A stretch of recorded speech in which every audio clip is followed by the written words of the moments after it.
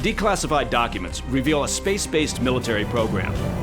The military hasn't yet said what they want to do with it. They haven't said anything is ruled in or ruled out. One dedicated to the weaponization of space. The way I look at it is I'm not militarizing space. I'm parking cargo. And a top-secret mission currently in orbit. So we may have just seen a black file. And nobody knows exactly what it's doing up there. 09 firm, we have splash. Stand by for PDA. Every year, more than $90 billion is allocated to clandestine government programs, collectively called the Black Budget. Each individual operation is a black file. I'm Mike Baker. As a covert CIA operations officer for over a decade and a half, I supervised missions around the globe. My security clearances gave me access to many classified projects. Now, I'm following the money trail to the secrets hidden inside the Black Files.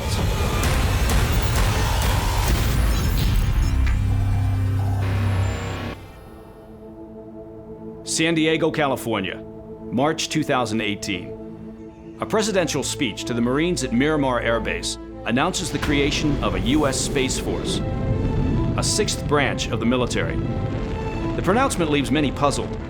What is the Space Force? Is it the militarization of space with lunar bases? Will it involve high-tech weapons fighting intergalactic battles across our solar system? if I know anything about the government, the president's announcement is based on plans that have been in the works for decades. Those plans are right here, hidden in various black budget line items as top-secret military research dedicated to the weaponization of space.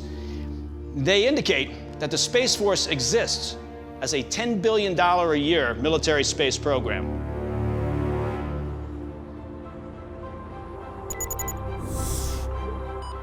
To confirm my suspicions, I reached out to space historian Amy Shira-Teitel. She says that recently declassified documents indicate that I'm on the right track.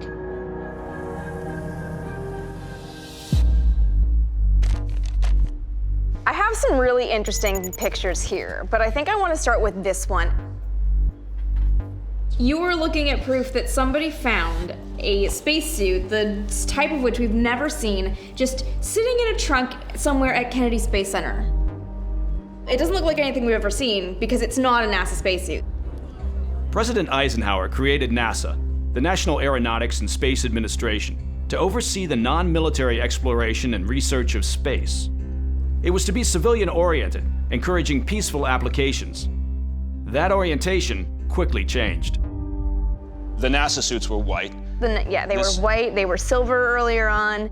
We never had a blue one. This is actually a US Air Force spacesuit from the 60s. This is potential evidence of a military space program from the mid-60s. Yes. So who was involved? Tell me about the people who would have been wearing these uniforms. There were 7 astronauts selected by the US Air Force who would have been wearing these suits, and they would have worn them flying up to stay in the Manned Orbiting Laboratory. That's what this program was called, or MOL for short. The lab was actually a spy platform in orbit that the Air Force was planning to use to check out the Soviet Union from space. Publicly, MOL's goal was to determine military uses for humans in space. But its actual classified mission was to put a crewed surveillance station into orbit to spy on the Soviet Union. 2 astronauts would be launched on 40-day missions using a state-of-the-art camera system and side-looking airborne radar. There were living quarters and a compartment for conducting experiments. So Amy, how long did this program, the MOL, stay classified? It was only in 2015 that the National Reconnaissance Organization declassified the documents about MOL. That's incredible. 1963 or so until 2015. Yes. What was the budget? Do we know what the black budget was for the MOL? It was somewhere in the order of $1.5 billion in 1960s dollars. So with inflation, that's about $10 billion by today's standard. If this stuff was classified from 63 to 2015, you can only imagine what technologies they were keeping guarded. Amy's right. US government records are automatically declassified after 25 years, unless their release is deemed a threat to national security or diplomatic relations. This early incarnation of a space force was classified for 52 years.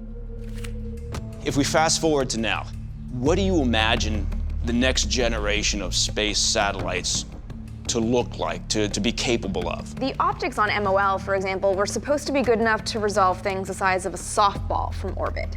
So if that's declassified, that means there's the next generation of better technology. I mean, this is technology that will be able to tell the color of your eyes from space. Amy's evidence cements a connection between the Air Force and the beginnings of a Space Force, complete with plans for the future. But just how far did they get with putting soldiers in space? And why did the program end? Or did it? I'm on my way to a remote location in the Mojave Desert to speak with a very rare type of expert, a space archaeologist named Peter Merlin. He says he's found hard evidence of soldiers in space.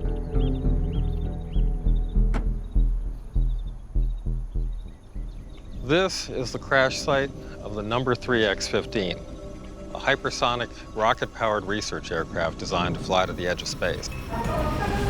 The X-15 was part of the X-plane series of experimental aircraft designed by the U.S. Air Force and NASA.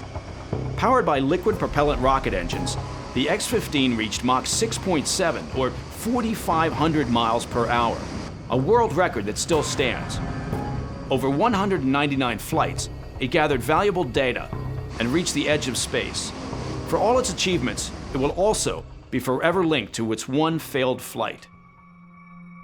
This is exactly where the forward fuselage ended up, right here. What happened? Give me the details.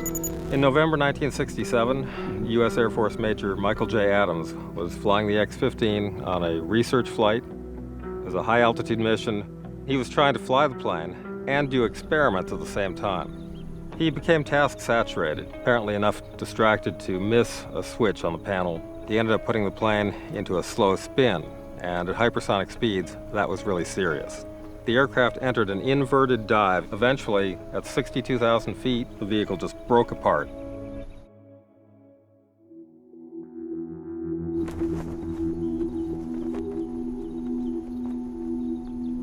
So 25 years after the crash, you identify the crash site, you come out here, and there are still pieces of the debris field? Absolutely. And what did you find? We found quite a few pieces, actually. Pieces of structure, the skin, parts of the tail surfaces. In fact, I've got one with me that I can show you. You found this? You'd be surprised at the stuff I found. There was a lot of big material out in the debris field. This is part of one of the horizontal stabilizers. That's amazing. Peter's find is concrete evidence of the materials and design of one of the government's most advanced craft, a platform that was a key step in paving the way for a permanent presence in space. Was it purely a military program? Military has always been a part of space. The Army was particularly interested in establishing a permanent manned lunar settlement under Project Horizon. But the scientists were more interested in developing spacecraft that could go to the moon or even to permanent space stations in orbit. So a lunar base, in a sense. There was definitely talk about a lunar base. So the U.S. Air Force had plans for planes in space and orbital space stations, even a base on the moon. Yet outside of the X-plane series, most of these ideas were abandoned. Or were they? Could the current Space Force include space planes and lunar bases manned by space troops? Like many of the Black Files, secrets are revealed by poring over the smallest detail in government documents. A reliable source tells me that he's done just that and has found one unredacted word in a recently declassified paper that points to a previously unknown space weapon. Recently declassified documents reveal that a military program designed to weaponize space started in the 1960s and continues today.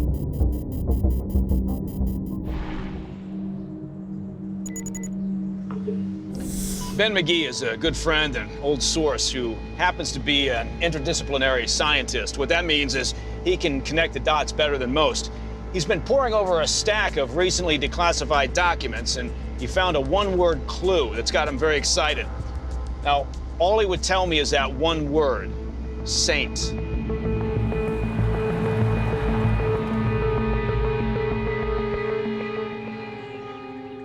Okay, Ben, I'll bite. What's saint? Saint is something that I found while I was poking through recently declassified documents on the Manned Orbital Laboratory. Some of the things are still redacted today. But then I came across this mention of the word saint. Whatever it was on this manned orbiting laboratory is still redacted. Well, what the heck is saint?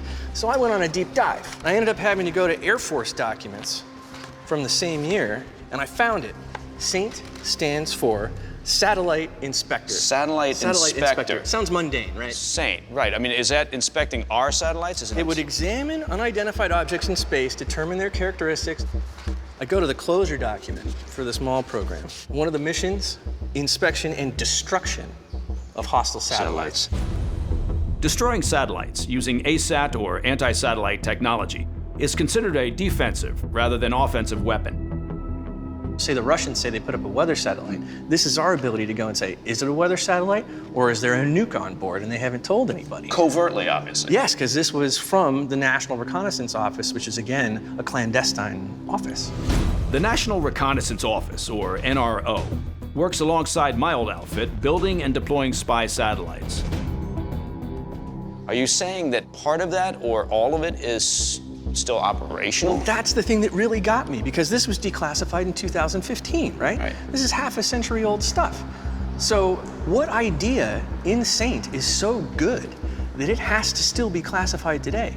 There's only one reason. It's if some part of it is a component of active war planning documents. So this means that some part of Saint has to be alive today.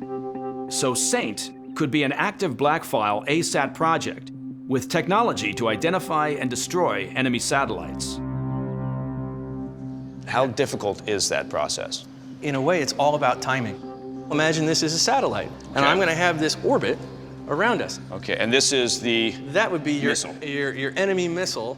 Okay, so I see what you're talking about. This is, I mean, this makes sense, right? It's predictable. It's coming around. I can kind of I start to get the rhythm. So if that's a satellite and this is the missile, You got it. the odds of me actually hitting this thing now with tossing this ball is probably going to be minimal.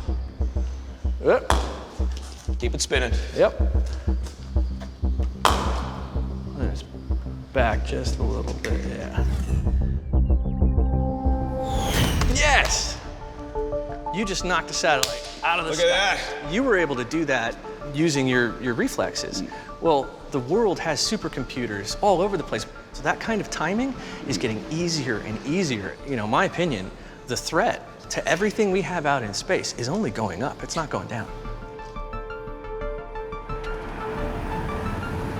The idea that ASAT technology could lead to more conflict isn't far off. ASAT missiles were first conceived as surface-to-air, at least publicly. In fact, they were the reason that the U.S. entered the Outer Space Treaty, created in the late 1960s to keep space weapons free. Now, are they the impetus for a space force? And is SAINT a top-secret technology within our defenses?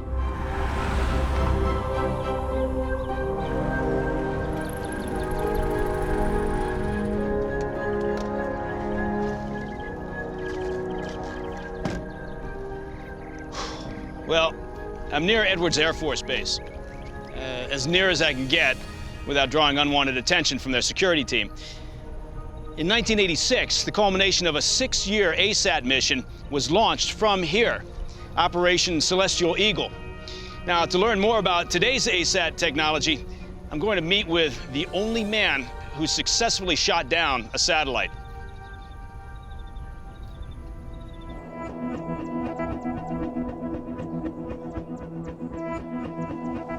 General, Mike, you're planning for, about to engage in what could be considered one of the first military acts of a space force.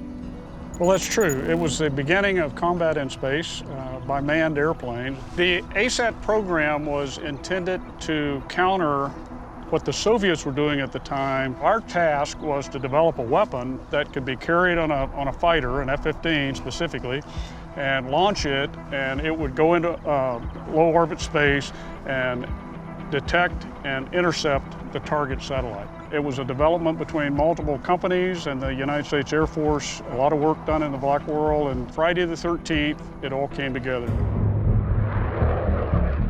I had clearance from the command center to launch, final clearance, and I launched going through about 35,000 feet.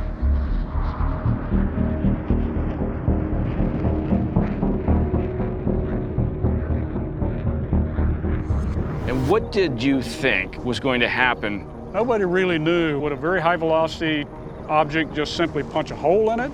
Or would it hit it and cause it to explode? Or what? I could see it as it launched. I rolled over, inverted, and looked at it as the missile fired in the first stage, and then it went out of sight. I didn't know exactly what happened, but I really wanted to. Did you have to wait till you got back to Edwards? Well, no. I make a radio call, Vandy control, Eddie 01 leveling off at 30,000 feet. All I could hear in the background was this cheering and laughing and applauding and everything, so I immediately knew we had hit it. How did you feel? That was wonderful. Where do you think we are now? Interesting question. I'm not sure I know the complete answer. I'm absolutely confident the United States military is prepared to defend our satellites. There are technologies available today that were not available in the 80s, and there are probably more sophisticated ways today. When you hear the current administration talking about establishing a sixth branch of the military, a space force, do you kind of have in the back of your mind a thought like, been there, done that? Not exactly, but I'm glad to have been a part of it in the beginning because we need to do that. I'm an advocate of the Space Force today. I knew, as others knew, we had to develop weapons that could defeat our enemy in space. So we had to do this.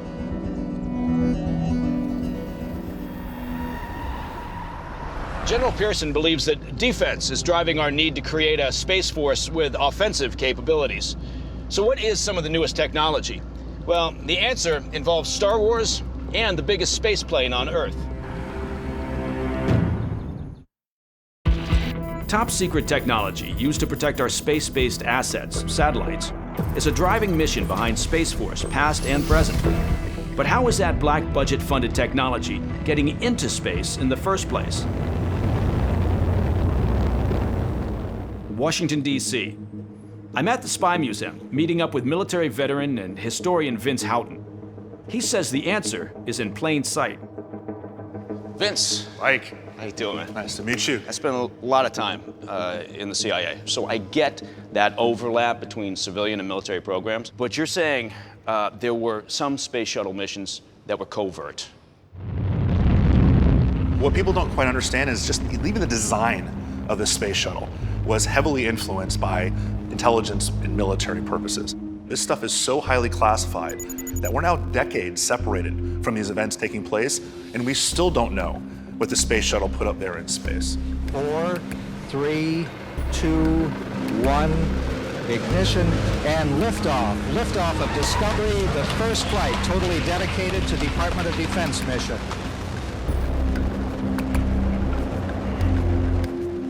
One of its operations was to launch a Hubble, to look at the cosmos and look at the stars, but also in its payload, it might have had a signals intelligence satellite or an imagery intelligence satellite to do intel work or to do military communication systems up in space.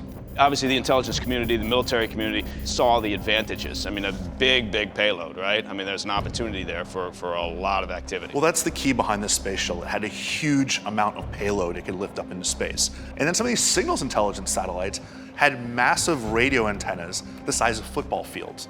So you needed a big, huge payload like the space shuttle had. About the same time the space shuttle was starting up, there was a tremendous amount of interest in space for military purposes, particularly from the Reagan administration, right? The first manned space shuttle took flight in 1981. 2 years later, President Ronald Reagan announces the Strategic Defense Initiative, also known as Star Wars, a program designed to shoot down satellites and ballistic missiles. What if free people could live secure in the knowledge that their security did not rest upon the threat of instant U.S. retaliation to deter a Soviet attack, that we could intercept and destroy strategic ballistic missiles before they reached our own soil or that of our allies? What can you tell me about SDI, the Strategic Defense Initiative, and its involvement with the shuttle program. Shooting down Soviet missiles from space depended on putting a constellation of satellites into orbit, some of them to detect missile launches. Others were to track the missiles in the flight. You actually have to lock in on that target. If we utilize the extraordinary capabilities of the space shuttle, America, for the first time, will be able to defend herself against a Soviet missile attack. SDI, or Star Wars, ended after the collapse of the Soviet Union, but by 2002, it was back as the Missile Defense Agency, focusing on such exotic-sounding programs as the airborne laser and other high-energy physics-based technologies. Now, the shuttle program obviously ended, but clearly the Air Force interest, military interest in space, didn't stop. Where do you think the military is currently in the use of space? Space is a key component in all of our military and national security operations. We could not exist as a nation without it. From early warning, which has been a key component of space since the 1950s and 60s, to communications, to navigation, to the GPS systems up in space. All these things were designed for military and national security purposes. Is it possible that the space shuttle positioned spy satellites and the technology to protect them in outer space? And is a modern version of Star Wars being deployed now as part of the current Black Files Space Force? I asked Ben McGee. He's still investigating the technology behind Saint. He told me to meet him in a remote location. He's got something important to show me.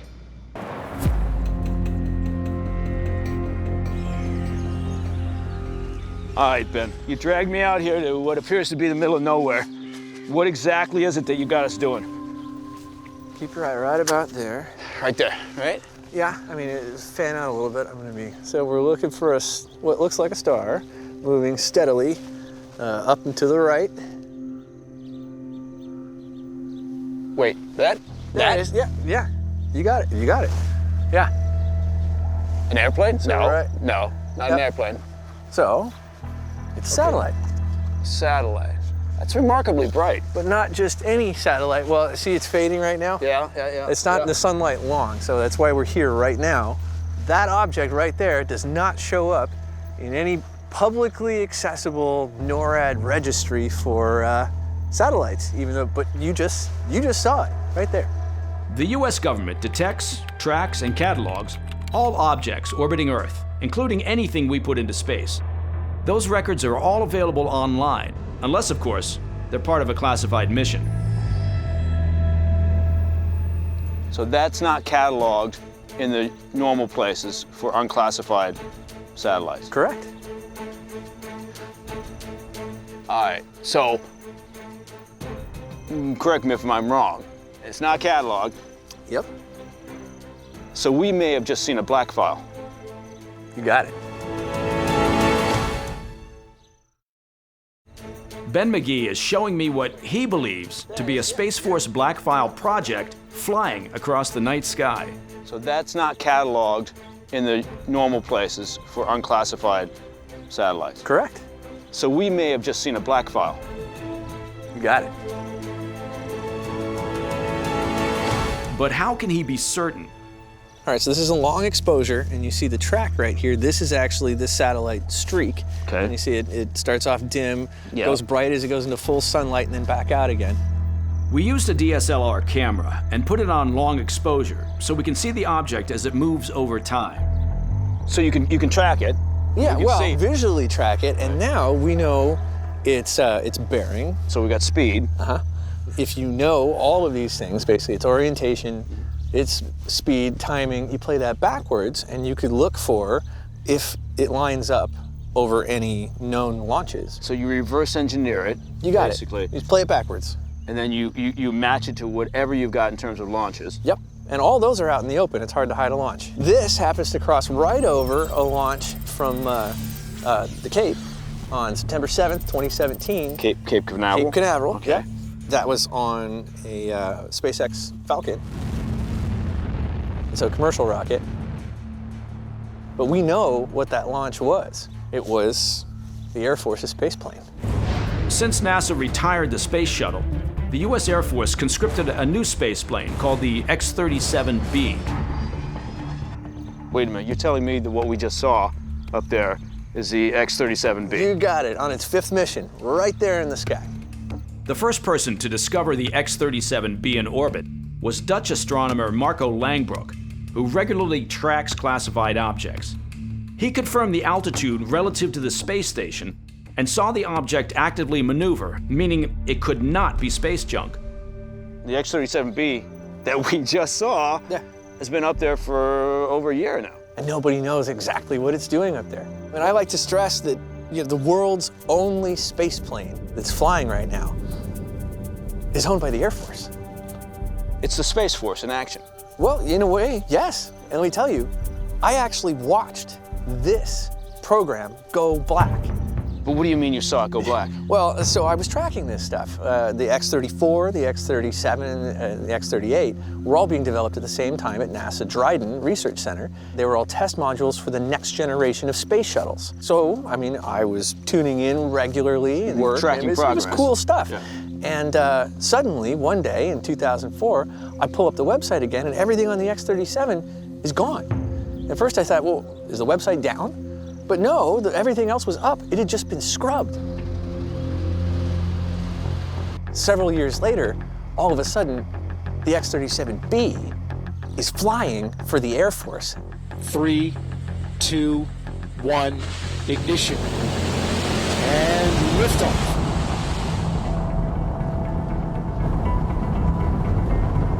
It went from NASA control to DARPA, and then shortly thereafter to the Air Force. You got it. Being pushed into a black file. Yes. It's a black file in action, which is incredibly rewarding because so much of our effort so far, right, you bump up against these dead ends or you just can't get any further, you feel. Yeah. But that's visual confirmation.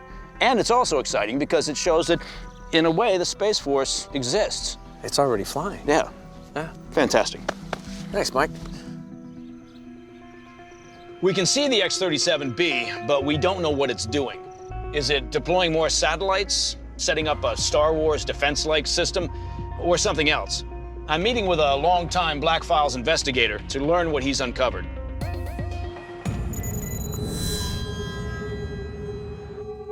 John.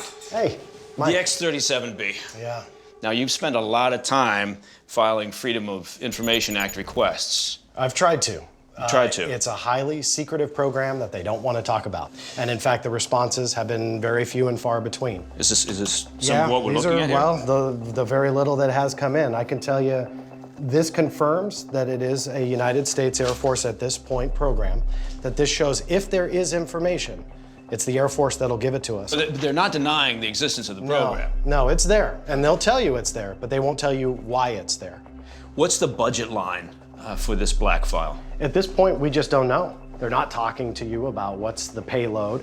We know that it goes up, we know that it comes down, but what happens in between in the year, 2 years that it's up there, your guess is as good as mine. What's the function of it? We know that it is trying to develop and test and implement reusable space technology. So putting something up there that can come back and we can reuse it again. That's the public line. Officially, the X-37B is conducting experiments in space in areas like electronics and mechanical functions to see how they deal with the long-term effects of being in space. Speculatively, those experiments could also include anything from weapons to propulsion drives. It's kind of a known formula that generally the military is about 50 years behind telling you what they're really capable of. 50 years? Oh, roughly, yeah. Okay. I mean, look at the development of the B-2 stealth bomber and planes and aircraft like it. And so now that we know about the X-37B, the capabilities of it and what they are trying to do or what they've already done is anybody's guess. Is the X-37B carrying out missions for a future Space Force? The government is going to stay tight-lipped. But I've gotten a hold of a key insider, a general who oversaw the Air Force's global air operations and now has his sights set on the key goal of Space Force, the militarization of space. Using recently declassified files, we've tracked down an active black-budget Space Force project currently orbiting Earth, the X-37B. We don't know its exact mission, but given it's a reusable platform, it's certainly possible that it's transporting some sort of technology into space. To help me learn more about the militarization of space, the goal of the Space Force Black File, I've turned to a key insider, Air Force General Carlton Everhart.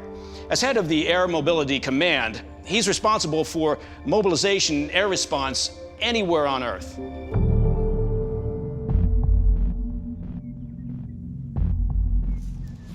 General. Mike, how are you doing? Doing well. Good to see you too. There's some fascinating media coverage out there about the use of space for military logistics. We were looking at ways to be able to get around the globe faster than the way we do it now. Our normal methodology of either doing it by lift, i.e. aircraft, or doing it by ships. When it comes to airlift, that's fast, but not much volume. When it comes to sea lift, that's slow, but a tremendous amount of volume. Could we meet something in between to get us there faster? Load up our cargo on rockets, go to a suborbital flight, and then come down to another side on a point of the globe in about 30 minutes. It helps them be able to execute faster. It helps it to be unpredictable. It helps us to be able to go to any point of the globe. So you're really talking about on-time delivery? Exactly. Of just anything that's needed by the combatants? Whether it was beans, bullets, ammunition. The X-37B is staying in orbit for extended periods, so on-time delivery is clearly not its mission. Another method is to actually park things in space using a orbital barge. In other words, pre-position a lot of cargo in space and bring it down when it needs to be called forward at a point. Sounds to me like the general is talking about parking not just ammunition, but weapons. What about pushback regarding the idea of militarizing space? Well, the way I look at it is I'm not militarizing space. I'm parking cargo. Yeah, is it weapons that could be used? Yeah, but it's used on Mother Earth. It's not used in space. All I'm doing is bringing it up, parking it, and bringing it back down. Do you think that the military is already pursuing this? You know, we're already using a Space Force. We're already bringing that concept about. We want to be able to use that space medium to our advantage of all platforms. So if we don't do it, some other nation, likely not with our best interest at heart, is pursuing it. You don't think they are? Absolutely. Because they want to be there first. And if they can get there first, then they have the advantage. General, I just want to say thank you very much. Thank you, I appreciate it. Everhart's view is intriguing. Small rockets, or even clandestine ships like the X-37B, could be putting into place the elements of a space force, or at the very least, assisting with Earth-based battlefields. But the military isn't doing this alone. As my investigation shows, the partnership between the military and civilian companies is long-standing. I'm heading to Long Beach, California, home to one of the biggest companies in that partnership, Virgin Orbit. General Everhart has been there to discuss potential collaborations with the military. They've told me they won't speak about military cargo in space, but I'm determined to get a behind-the-scenes look at their operations.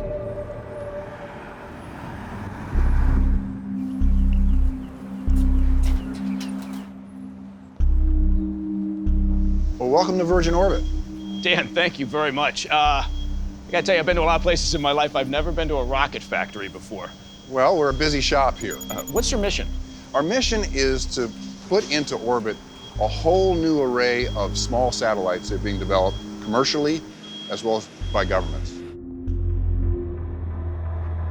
Smaller platforms include 22-pound microsatellites and nanosatellites, weighing in at a pound or less. They're used for communications, to inspect other satellites, and as spycraft.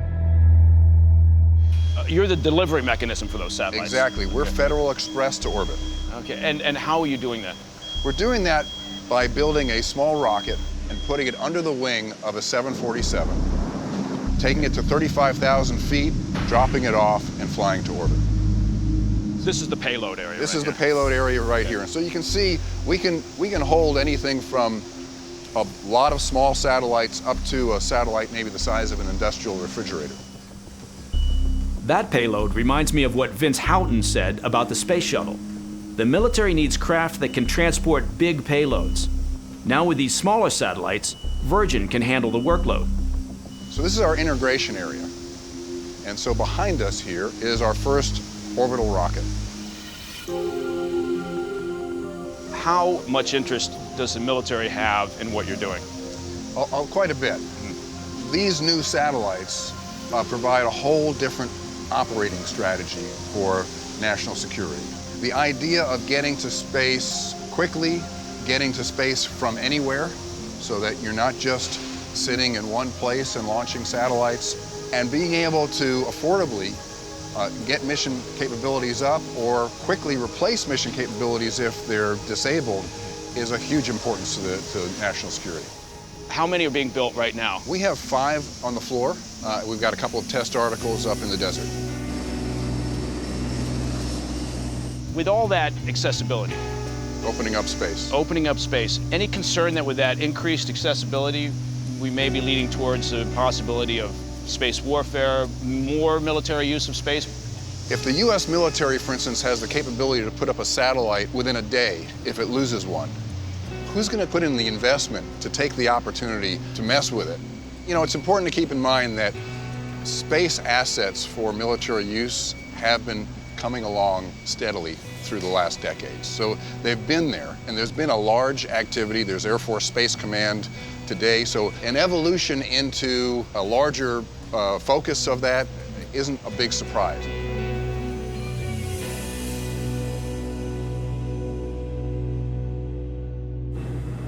My visit to Virgin Orbit makes me even more curious. What could the technology behind Saint be? Is it new spy tech, satellite defenses, or an offensive weapon? One thing is for certain, there will be a Space Force utilizing the latest technologies to protect our space-based assets. But I wonder what those futuristic weapons will look like. As I began looking into the technology and plans for a U.S. Space Force, another country announced theirs. France is spending $4 billion on ASATs armed with lasers to dazzle or destroy enemy satellites, machine guns to fire at any perceived threat, and fleets of nano-satellites to protect larger recon and communication satellites. How similar are France's plans to our own? And with the US spending $10 billion annually on covert space programs, what will our Space Force look like? To find out, I'm going to speak with Patrick Tucker, a journalist and author who specializes in writing about the intersection of emerging technologies and national security. Patrick. Hey. Hey, Patrick. When we're talking about building out a Space Force, are any of these projects, are any of them sort of advanced development moving forward from, say, back in the mid-'80s, Operation Celestial Eagle as an example? The military is looking at a research program that's looking at a few different things. One of them is putting a directed energy weapon, that's a laser, on an F-35 Joint Strike Fighter. The hope being that that stealth fighter is going to get into the range of an enemy missile launch, and as the missile is lifting off, the jet would use its laser to destroy the missile as it's hurtling towards the atmosphere. 30 years ago, General Pearson shot down a satellite with a missile from an F-15. Now, the pilot of an F-35 will be doing the same, but with lasers. The Missile Defense Agency is also looking at a program originally tried in the 1990s to put a neutral particle beam in space. That's basically a ray gun. It also works with the electromagnetic spectrum, sort of like a laser, but the photons aren't moving at the speed of light. Instead, you're working with subatomic particles that are moving slightly slower. In outer space, a particle beam would be more effective than a laser because the subatomic particles could penetrate a missile or satellite versus a laser, which would only burn the surface. The prototypes that the military was looking at in the 1980s and early 1990s were incredibly large. We're talking about things at the size of a football field that you would have to launch into space. It was incredibly impractical. But today they believe, because of advances in information technology, miniaturization, you can put a neutral particle beam in space that can perform better and be much smaller. Okay, so we're well beyond sort of the theoretical discussion about the weaponizing of space. That's what the Pentagon believes, yes. One of the fascinating developments seems to be the X-37B. Talk to me about that. What do you think it's doing up there? Well, it could be doing a wide variety of things. Right now, mostly experimentation to see how long it can stay up there, what the comms are like, et cetera, et cetera. But potentially what it allows is for a persistent presence in space for the US military. In theory, you could outfit such an airplane, again, with either lasers or missiles, and then have it be in a constant orbit, which would allow it to potentially strike anywhere in the world at a moment's notice. That's a little bit of a play off of retired General Everhart's comments about parking cargo and other logistics up in space. The military hasn't yet said what they want to do with it. They haven't said anything is ruled in or ruled out. But if you have a persistent presence in space, potentially such a plane could carry a small crew, including perhaps an advanced strike team that could be put down on Earth in any particular spot at a moment's notice. It's a rather elaborate potential use of such a plane. It's not something that the Pentagon has said that they definitely want to do with it, but a plane such as that would have that potential use. In all your investigative work and your research as a journalist covering this issue, to what degree are you seeing any efforts by the big three, Russia, China, the US, to start talking about a new treaty or some type of new agreement as to what we're actually going to end up doing up there in space? Right now, that doesn't look particularly hopeful. There is an agreement called the New START Treaty that does govern nuclear weapons, and specifically their number. But the problem is that that treaty doesn't actually cover any of the newer types of weapons that we're talking about. In terms of a new space treaty, this seems rather far away.